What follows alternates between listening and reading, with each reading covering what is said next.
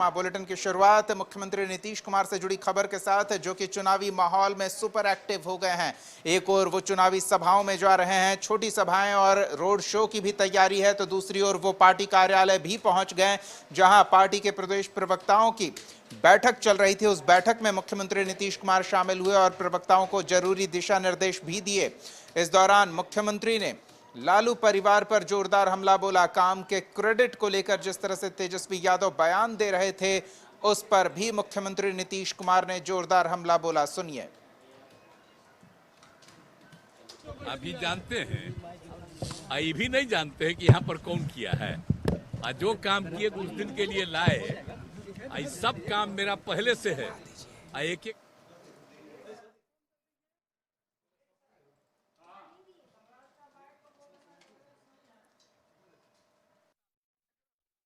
काम हुआ है।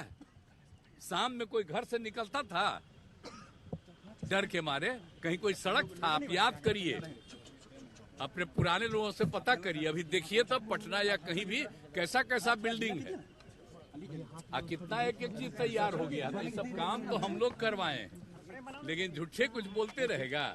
लेकिन अब बात है कि अपना प्रचार प्रसार करता है। अरे हम तो अपना काम में लगे रहते हैं, हम प्रचार प्रसार वाले नहीं ना है, हम तो काम में लगे रहते हैं।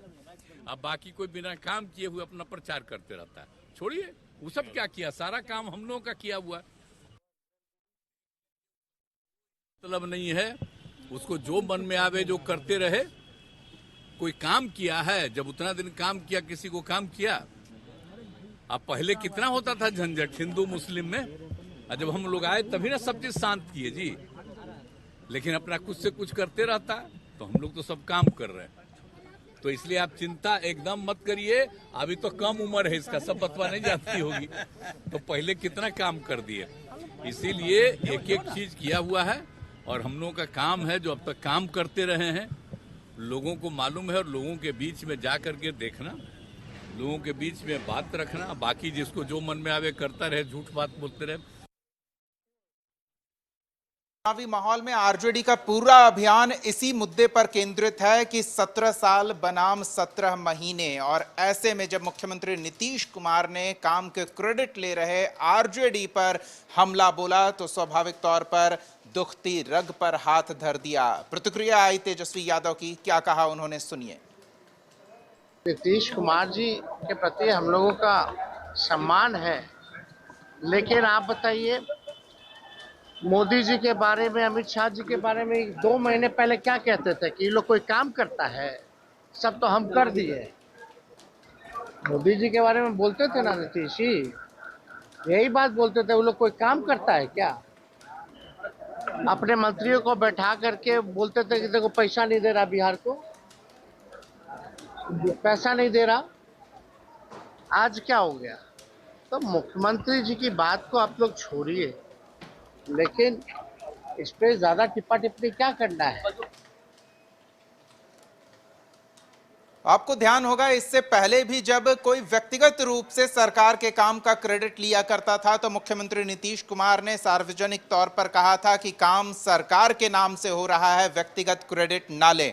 माहौल चुनावी है, क्रेडिट के बिना काम नहीं चलता। और ऐसे में आरजेडी खेमा 17 महीने के कार्यकाल का क्रेडिट ले रहा था, तब नीतीश कुमार ने जवाबी हमला बोला। संपादक अशोक मिश्रा हमारे साथ जुड़ रहे हैं।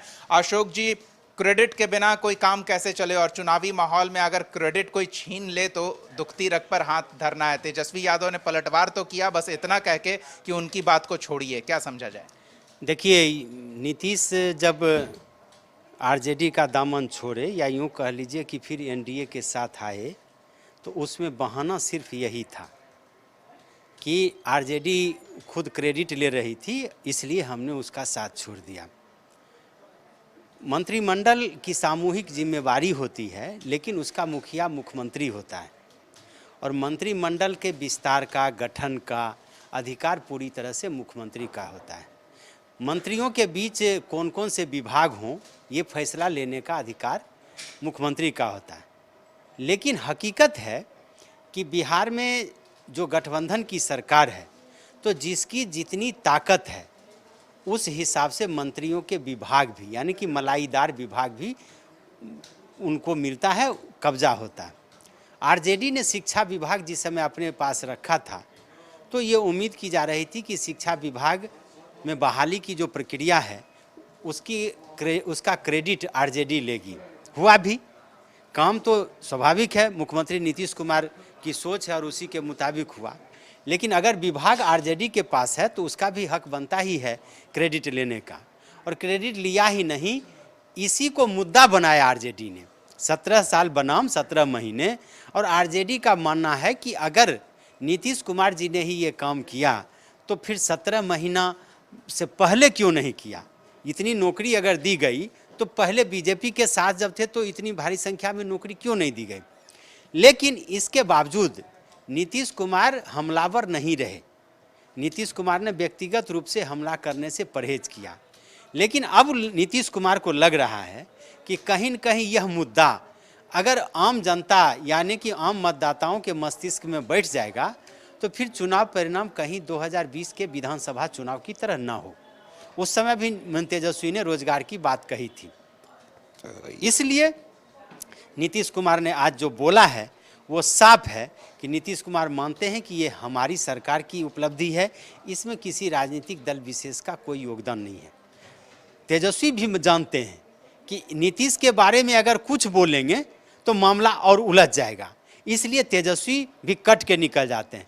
लेकिन इतना आपको मानना पड़ेगा कि क्रेडिट लेने की होड़ दोनों तरफ से है, और इसमें अभी तक 15 साल या यूँ कह लीजिए कि नीतीश का जो 20 साल का कार्यक्रम होने को है उसमें सारा श्रेय विकास पुरुष के नाम से नीतीश ही जाने जाते थे।